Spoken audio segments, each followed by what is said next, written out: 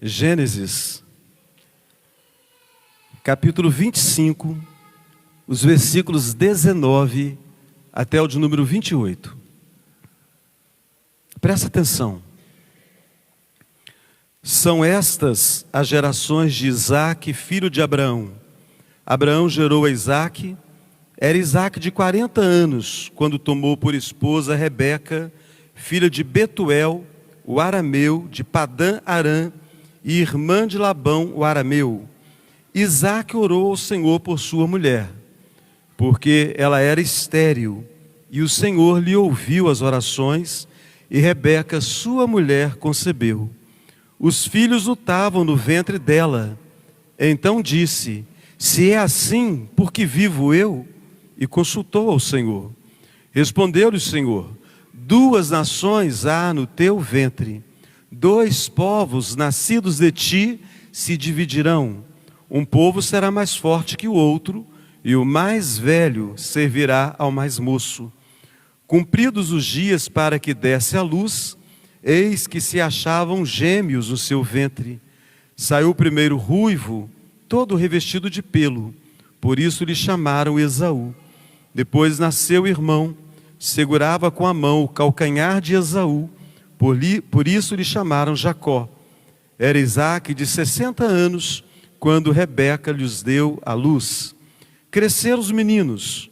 Esaú saiu perito caçador, homem do campo. Jacó, porém, homem pacato, habitava em tendas. Isaque amava Esaú, porque se saboreava de sua caça. Rebeca, porém, amava Jacó. Tinha Jacó feito um cozinhado, quando esmurecido veio do campo Esaú e lhe disse: peço-te que me deixes comer um pouco desse cozinhado vermelho, pois estou esmorecido. Daí chamar-se Edom. Bondoso Deus, aplica o ensino da palavra santa à nossa mente, nosso coração, todo o nosso ser, para que, observando esta família das Escrituras Sagradas, família patriarcal, para que possamos aprender com essa família e possamos, ó Deus, ter sucesso na nossa caminhada aqui. Assim oramos no nome santo do Senhor Jesus. Amém. Meus irmãos queridos, a história de Isaque e Rebeca começa com um romance perfeito, um romance espiritualmente promissor. O pai, Abraão, manda buscar uma esposa para o seu filho, uma moça que fosse da própria família. Ele não queria que seu filho se casasse com uma das moças daquela região, porque ali onde moravam, o povo não tinha compromisso com Deus, adoravam a muitos deuses. E esse pai preocupado manda que o servo mais antigo de sua casa vá até os parentes para trazer de lá uma esposa para seu filho. Que bom, se todos os pais fossem tão preocupados com a escolha que seus filhos fazem de alguém para compartilhar a vida. Com tristeza, a maioria dos pais não estão nem aí para essas coisas. Que bom seria se todos os pais estivessem preocupados. E a preocupação começa cedo. A preocupação começa quando os filhos são ainda bem novos, né? A gente já começa orando, pensando no futuro deles, para Deus colocar uma pessoa boa, temente a Deus, uma pessoa que vá ajudar no crescimento emocional, no crescimento espiritual dos nossos filhos. Olhando Isaque e Rebeca, nós de imediato podemos afirmar que era um casal de oração. Eles estavam unidos no direcionamento e pela resposta de Deus. Mas, no desenrolar da história de Isaque e Rebeca, esse casal deixa para nós um solene alerta. Uma vida que começa no altar da oração, ela pode não terminar tão bem. Não é porque a vida começou no altar de orações que ela vai ter um final feliz. Então, uma vida que começa no altar de oração pode terminar em ruínas, se não houver comprometimento mútuo, se não houver transparência, se não houver sabedoria para poder conduzir os assuntos da família. Eu quero olhar com vocês 4 marcas da família de Isaac e Rebeca, e com certeza servem de espelho para as nossas próprias famílias. E a primeira dessas marcas é a marca da oração. Aquele era um casal de oração. Será que você, meu querido irmão, minha querida irmã, você que é casado, você pode dizer que você tem essa experiência? Você e o seu cônjuge, vocês são um casal de oração? O texto fala: Isaac orou ao Senhor por sua mulher. A oração de Isaac, ela não foi uma oração de alguns minutos apenas.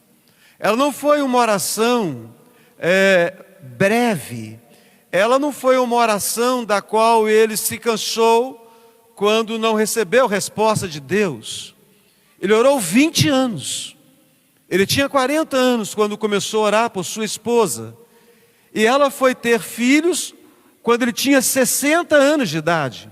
Então ele passou 20 anos da sua vida orando. E também acerca de Rebeca, o texto fala que os filhos lutavam no seu ventre. Então ela ficou angustiada, ela não entendia o que era aquilo que estava acontecendo. E o texto diz que ela consultou ao Senhor. Então aqui o verbo consultar, ele tem o mesmo sentido de buscar a Deus. Tem o mesmo sentido de oração. Então o início desse lar foi maravilhosamente marcado pela forte dependência de Deus através da oração. Então, diante da dor, da esterilidade, eles não recorreram a atalhos humanos, mas recorreram ao Senhor. Eles estabeleceram uma vida de clamor a Deus. E aqui, meus irmãos, que lição preciosa nós temos.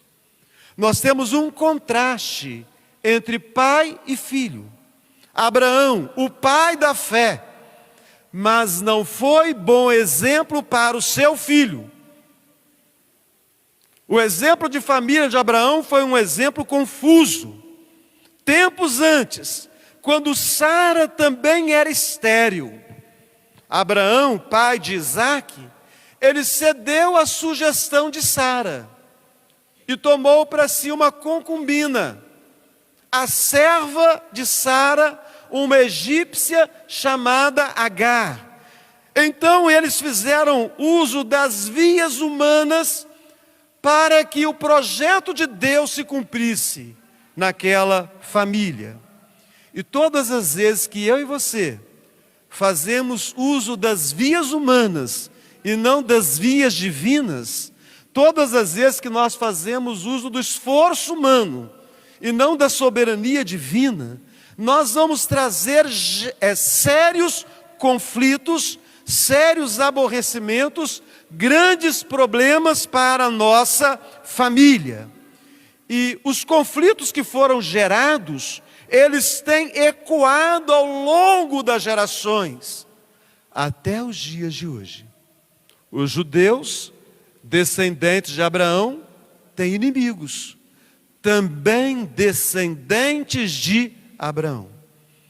Uma decisão tomada segundo a vontade humana pode gerar conflitos por muitas gerações. Isaac então resolveu agir de forma diferente. Ele aprendeu com os erros do passado. Ele aprendeu observando os erros da sua família. Feliz aquele que olha para os problemas da família e aprende com os problemas da família. Feliz aquele que quebra o ciclo vicioso de um determinado pecado recorrente na família. Então Isaac age de forma diferente. Isaac escolhe o caminho da intercessão persistente. Isaac orou insistentemente ao Senhor por sua mulher, porque ela era estéril. O Senhor lhe ouviu as orações e Rebeca, sua mulher, concebeu. Então, de repente, você está orando, mas você não ouviu a resposta de Deus ainda. Todos nós temos orado pelas nossas famílias. Nós não temos famílias perfeitas. Esta é a máxima, toda vez que nós falamos sobre família. Nós não temos família perfeita por causa de quem? Por nossa própria causa. O problema não é a esposa, não é o esposo, não é o filho, não é o... Sou eu sou o problema. Então, eu não sou perfeito, logo, a minha família também não é uma família perfeita. De maneira, meus irmãos, que Isaac, ele aprendeu com os erros de seu pai, ele aprendeu com os erros da sua família. Será que nós temos, nesse mês de maio, feito uma avaliação correta da nossa família? Eu não aceito que ninguém fale mal da minha família, mas eu preciso olhar com seriedade para dentro da minha casa. E eu não posso fazer de conta que não haja algum problema acontecendo dentro da minha família. Então esse mês de maio foi uma oportunidade para todos nós olharmos a nossa família, repensarmos a nossa família, avaliarmos, examinarmos a nossa família. Isaac fez isso. Ele viu o pior que havia acontecido na família, para não fazer igual. Então, meu irmão, minha irmã, o pior que tem acontecido, o que já aconteceu na história da sua família, é a oportunidade de Deus para ser um contraste em relação àquilo que aconteceu e aquilo que você pode fazer. A vida de Isaac foi um contraste em relação à vida de seu pai, Abraão, o pai da fé. Nesse sentido, Isaac superou ao seu pai. Rebeca também não era uma observadora passiva. Era de fato aquilo que as Escrituras ensinam. Ela era auxiliadora, ela era cooperadora. Então, ela era uma mulher que estava atenta às necessidades da família. De fato, ela era uma mulher virtuosa. Por isso ela foi escolhida por Abraão, por intermédio do seu servo, para ser esposa de Isaac. Então escolheu dentre a parentela aquela que melhor tinha condições de atender às necessidades de um casamento com um jovem tímido Isaac. Rebeca, quando a gravidez se torna difícil, os bebês lutam no ventre, ela busca ao Senhor. Ela consultou ao Senhor. Meus queridos irmãos, casais aqui presentes, nós precisamos resgatar de forma urgente a cultura da oração em conjunto. O casal precisa orar em conjunto, orar a dois. Nós temos os nossos momentos de oração individual, mas nós não podemos abrir mão do momento de oração do casal. Então, o casal junto, lendo a Bíblia. Tem gente que lê Bíblia, tem marido que lê Bíblia, tem esposa que lê Bíblia, tem casal que lê junto a Bíblia, tem marido que ora, tem mulher que ora, tem casal que junto apresenta a Deus as necessidades da família. Então, meus irmãos, quando a esterilidade financeira, emocional, espiritual bater a porta, e não nos enganemos, porque uma hora bate mesmo, a resposta da família não pode ser um desespero. A resposta da família não pode ser os atalhos, os caminhos mais fáceis, as soluções desonestas, as soluções carnais. A resposta deve ser oração insistente. Pais que juntos buscam uma resposta de Deus para blindar a caminhada de seus filhos, para blindar o próprio casamento. Então Isaac e Rebeca sabiam muito bem que a oração é o caminho que conduz ao trono da graça de Deus. Você quer chegar até o trono da graça de Deus? A oração é o caminho que conduz ao trono da graça de Deus. Eles sabiam o valor do clamor, e eles clamaram a Deus. 20 anos Isaac clamou, e é natural pensar que Rebeca clamou com ele. E agora, quando se aproxima o momento da bênção, não pode parar o clamor, não pode parar a oração. Então, irmãos, nesse último domingo do mês de maio, a pergunta é: você tem clamado pelo seu lar? Você tem clamado pelo seu casamento? Você tem clamado pelos seus filhos?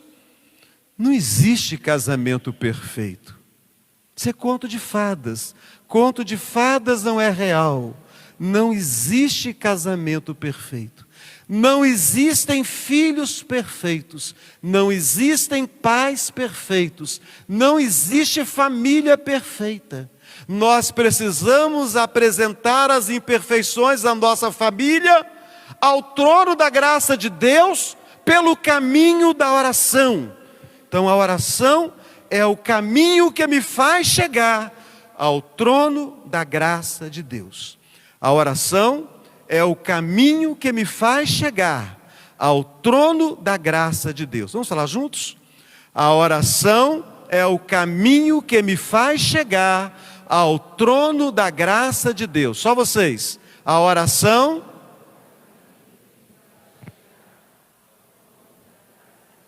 Amém. A segunda marca que nós encontramos dessa família é que pais que oram não condenam seus filhos ao fracasso e à vergonha. Após terem uma linda raiz de oração, que coisa bonita, você pega um casal, você começa a leitura desse texto e você fica tão entusiasmado. Que família linda está nascendo, uma família que ora, um homem que ora 20 anos para que a sua esposa pudesse dar à luz filhos, uma mulher que ora junto com o seu marido, um casal que ora com a criança ali no ventre, pedindo discernimento do Senhor, aquele que lê as Escrituras pela primeira vez, que não conhece a história bíblica. Quando ele começa nessa leitura, o seu coração se enche de esperança. Essa família vai trazer coisas extraordinárias. Essa família será muito grande dentro das Escrituras. Mas, irmãos, Isaac e Rebeca falharam gravemente na prática diária da educação dos filhos. O erro central, parcialidade. A parcialidade destruiu a identidade e o equilíbrio daqueles irmãos.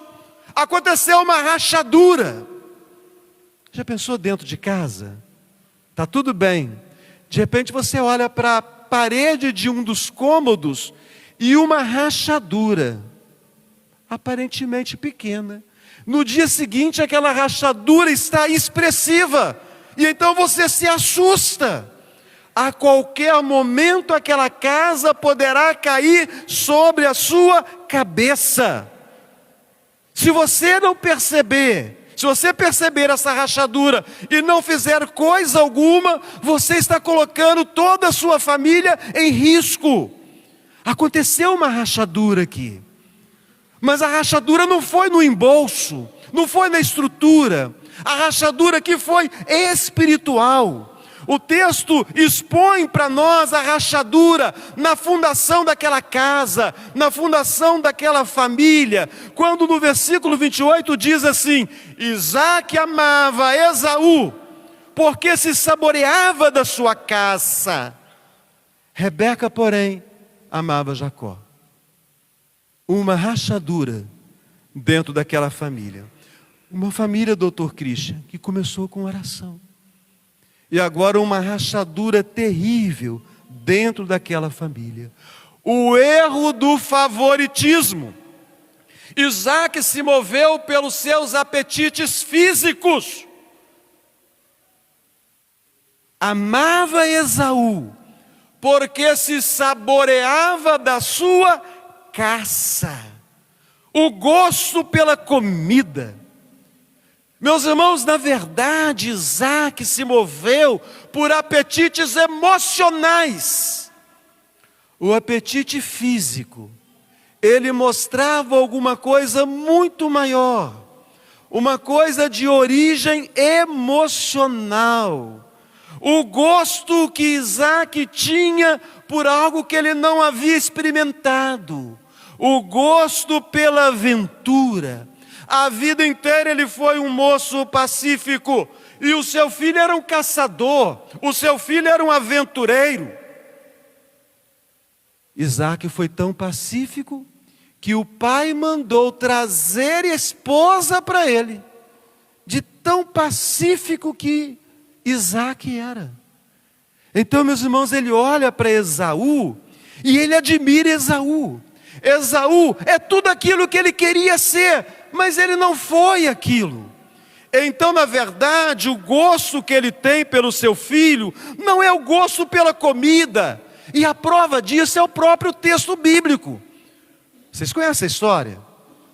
Quando Esaú sai para caçar, Rebeca prepara toda aquela armadilha, pega um cabrito lá do quintal deles, prepara comida, e ele acha a comida ruim.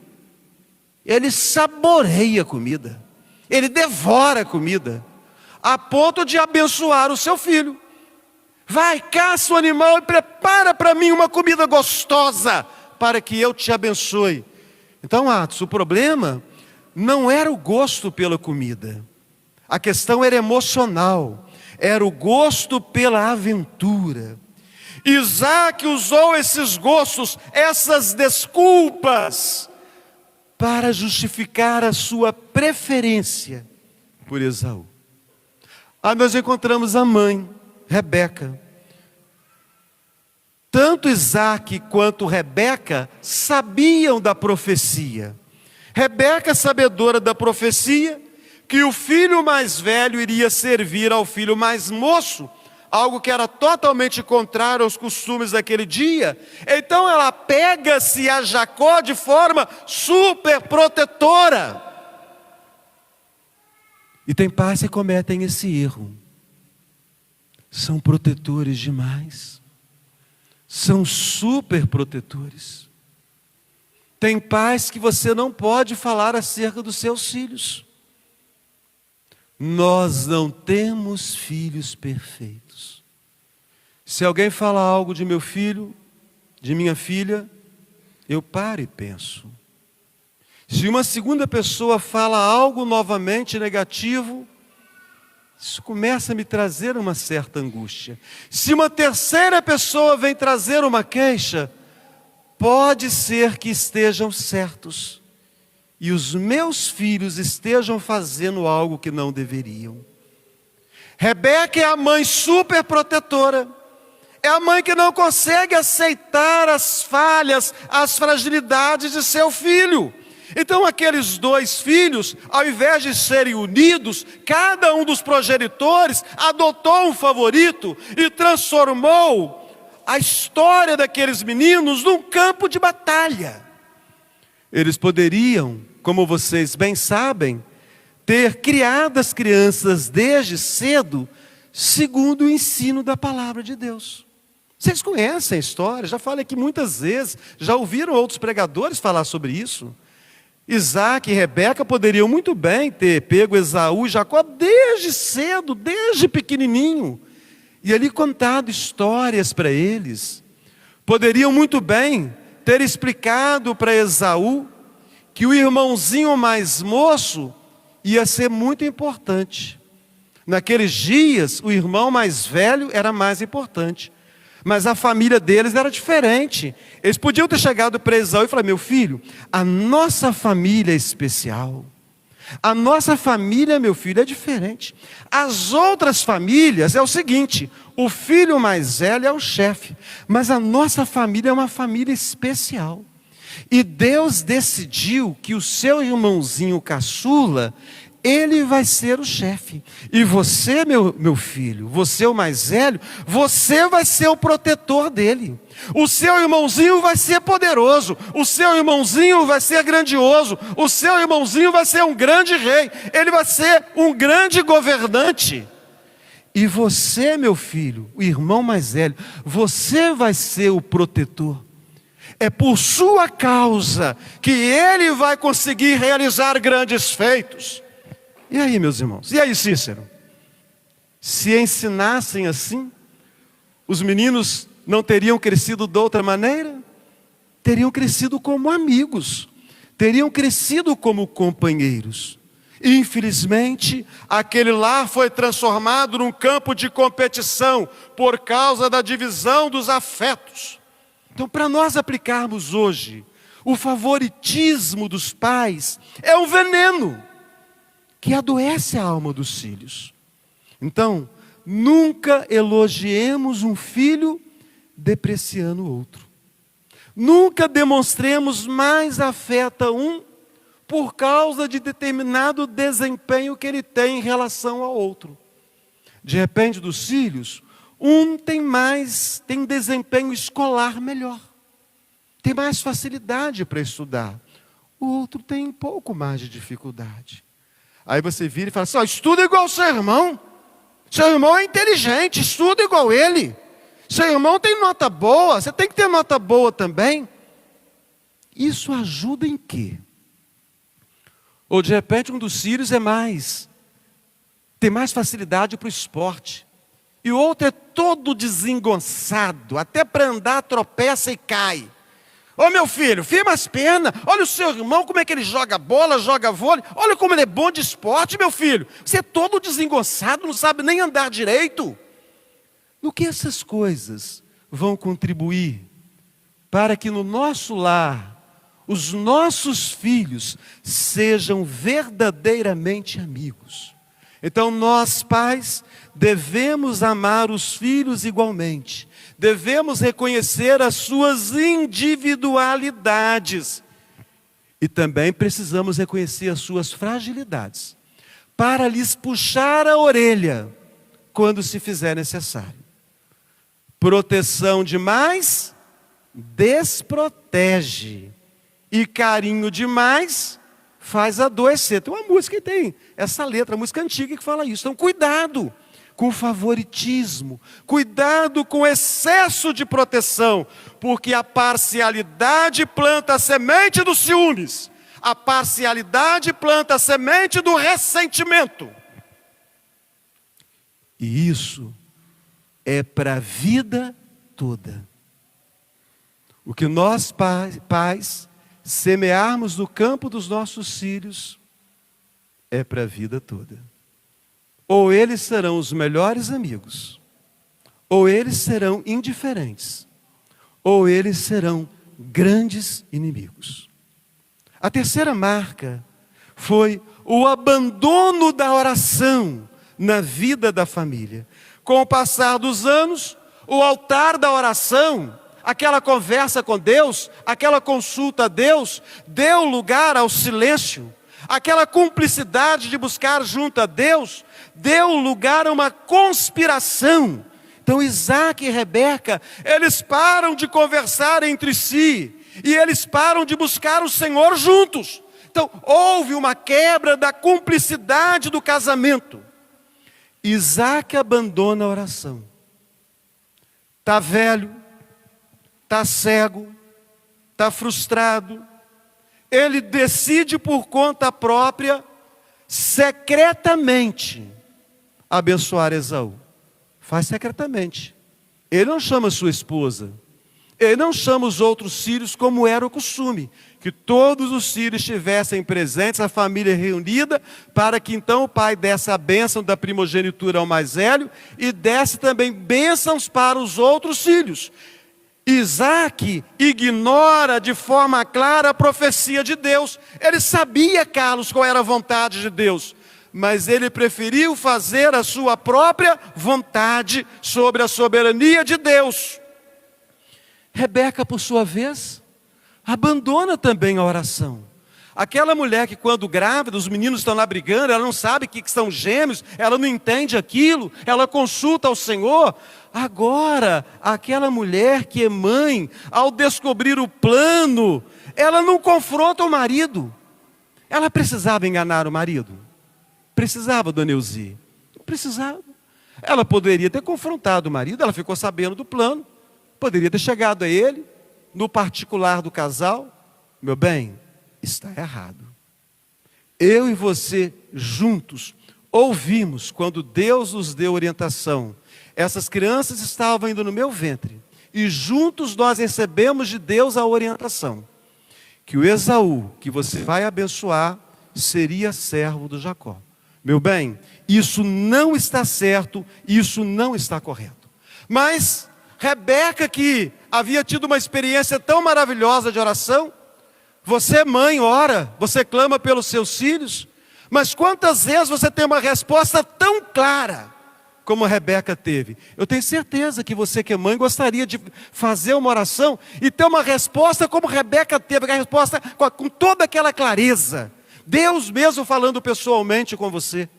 Rebeca abre mão de tudo isso e ela escolhe o caminho da fraude, ela escolhe o caminho da mentira, ela arquiteta um plano de engano, ela veste Jacó com as vestes de Esaú, ela induz o seu filho a ser um mentiroso, a mentir para o próprio pai.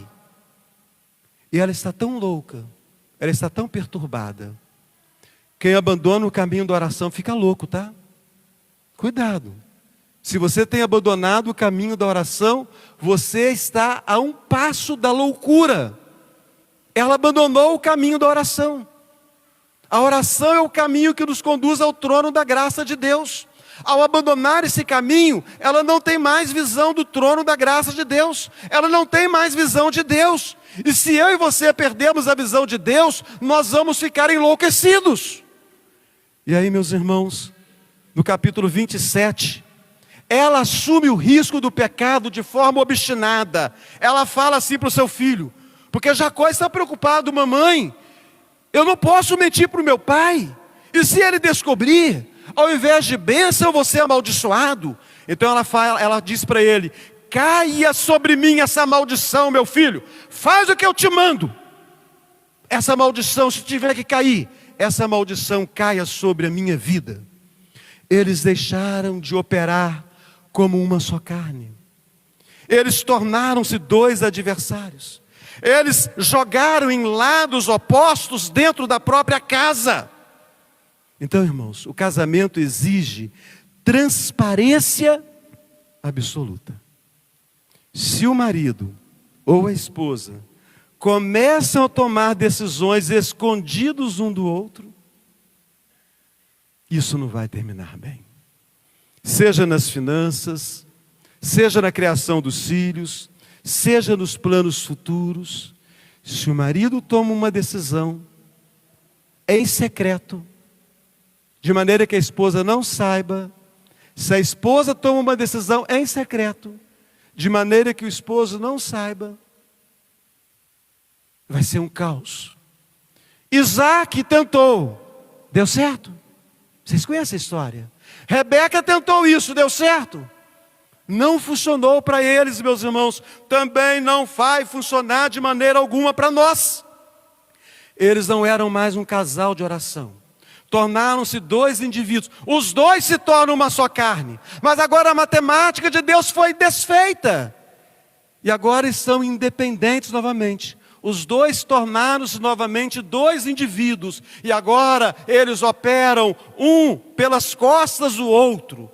O abandono da oração gerou loucura. O abandono da oração gerou falta de compromisso com a verdade. O abandono da oração gerou falta de compromisso e amor para com o cônjuge. E para nós encerrarmos aqui, a última marca dessa família, uma tristeza profunda. O triste fim de uma bela família. Vamos falar juntos? O triste fim de uma bela família. Eu tenho certeza que a primeira vez, deve estar na sua mente, com certeza, que a primeira leitura que a gente faz da Bíblia nunca mais sai da nossa cabeça. A primeira vez que você leu, quando você começou a ler esse texto, você teve a mesma sensação que eu tive, que todos que leram a primeira vez tiveram. Gente, aqui vai vir uma história extraordinária. Eu tinha acabado de ler a história de Abraão, eu fiquei decepcionado com ele. Aí quando eu vejo que o filho vai orar 20 anos, gente, ele vai ser muito maior do que o seu pai. Aí chega o final da história, que tristeza. O triste fim de uma bela família. Capítulo 27, nós vamos encontrar a seguinte expressão: passou Esaú a odiar Jacó. Passou Esaú a odiar Jacó. O pecado do favoritismo, o pecado da falta de diálogo, o pecado da desonestidade dentro do lar, cobrou um preço elevado e imediato. O fruto colhido por aquela família foi a fragmentação, a divisão, foi o medo, foi a solidão profunda. O preço da mentira, a farsa foi descoberta. Alguém disse que a mentira tem pernas longas, hein? Não, né? Tem pernas curtas. A mentira, ela se faz conhecer rapidamente.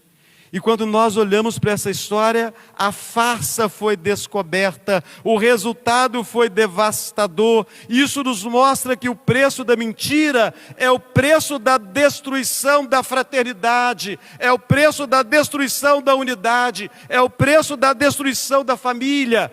Gerou um ódio homicida entre os irmãos. Vem próximo os dias do luto pelo meu pai. Está cego, está velho, ele vai morrer, ele não vai durar muito tempo, e assim que ele morrer, eu matarei o meu irmão Jacó. Agora Rebeca tem que elaborar um plano, né? Uma estratégia, um estratagema, e ela planeja mandar o seu filho para a casa dos parentes, por alguns dias, enviar o seu filho para longe, né? O que os olhos não vê, o coração não sente, né? Quem sabe o Jacó bem longe, ô Marquinhos, né? Quem sabe o Esaú vai aplacar a ira dele, vai acabar sentindo falta do irmão, e vai passar aquele ódio, e ele vai aceitar aquela situação. Ela achou que seria alguns dias. Foram quantos anos? 20 anos. 20 anos de exílio. Rebeca morreu sem nunca mais ver o rosto do filho amado. Meus irmãos, a Bíblia fala que filho é herança do Senhor. Eis a herança do engano. A casa ficou vazia, a casa ficou dividida, a casa ficou assombrada pela mágoa. O próprio Jacó mais tarde colheu essa herança de engano, de mentira, por meio do seu sogro, por meio dos seus próprios filhos. Então a família de Isaac e Rebeca, é claro que é um espelho para as nossas famílias. Casamentos que terminam em terríveis brigas, irmãos que não se falam por causa de herança ou de preferências antigas, ambientes familiares onde impera desconfiança. Tudo isso é reflexo lá daquele lar, de Isaac e Rebeca. Reflexo dentro das nossas próprias famílias. Nós precisamos entender que as escolhas de hoje, elas determinam o ambiente da família amanhã.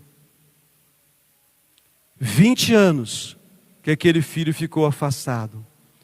Como é que foi o clima entre Isaac e Rebeca? A Bíblia não fala, mas com certeza nunca mais foi a mesma coisa. Ela fez o filho mentir. com um beijo. A pior traição é aquela que você dá com um beijo. Ela fez o seu filho amado trair o pai com um beijo. O pai abraça e beija aquele filho e sente um cheiro que não é do filho, é o cheiro da roupa do outro filho. Com certeza, aquele casamento acabou. 20 anos, nunca mais houve alegria na vida daquele casal. 20 anos que aqueles irmãos se odiaram, ficaram distantes durante 20 anos. Então, meus irmãos, vale a pena pedir perdão. Se porventura nós temos errado com os membros da família, vale a pena abandonar as máscaras, vale a pena consertar as brechas, vale a pena chorar agora enquanto nós podemos. Porque podem passar 20 anos e aí vai ser tarde demais. Meus irmãos, o lar que começou com orações insistentes, terminou em lágrimas. O lar que começou com orações insistentes, terminou com mentira. O lar que começou com oração insistente, terminou com separação. Quais lições para nós? Primeiro, a oração de ontem não garante a vitória de hoje. Então não basta começar bem, tem que manter a constância, tem que manter a obediência à prática da oração e da palavra de Deus. Vocês já foram um casal que no começo tinha mais compromisso com Deus? Renova esse compromisso. Voltem a orar juntos, voltem a ler a Bíblia juntos, voltem a caminhar para a casa de Deus juntos. Segunda lição, o favoritismo destrói os filhos. Os filhos não devem competir pelo nosso amor. Cada filho tem que ser amado e corrigido. Quando se fizer necessário, precisamos corrigi-lo, para que o mundo não faça isso por nós. Em terceiro lugar, o casamento precisa de transparência. Porque quando marido e mulher param de planejar juntos, quando marido e mulher passam a agir em segredo, o inimigo encontra a brecha. A rachadura, o inimigo encontra a brecha. E é questão de tempo para destruir aquela família. Que o nosso bondoso Deus guarde as nossas famílias. Que o nosso bondoso Deus nos permita que os nossos altares de oração, que eles sejam sustentados ao longo de toda a caminhada. Que nós não sejamos uma família que começa no altar de oração e que termina num campo de batalha, num campo de divisão. Abaixa a cabeça, vamos orar. Bondoso Deus, graças damos a Ti pela Tua palavra. Encerramos hoje oficialmente a série de sermões, estudos bíblicos voltados para as famílias das Escrituras. E nós percebemos ao longo desse tempo que nem as famílias das Escrituras eram perfeitas, porque nós não somos perfeitos, nós somos pecadores. Aplica, ó Deus bendito, os ensinos dessas famílias à nossa própria família. Que eles sejam espelhos. Todas as vezes que lemos as histórias daquelas famílias, que possamos ver a nossa própria família e que possamos ser achados em graça e misericórdia diante do Senhor. Assim oramos e clamamos pela bênção no nosso lar. Oramos no nome santo e precioso do Senhor Jesus. Amém.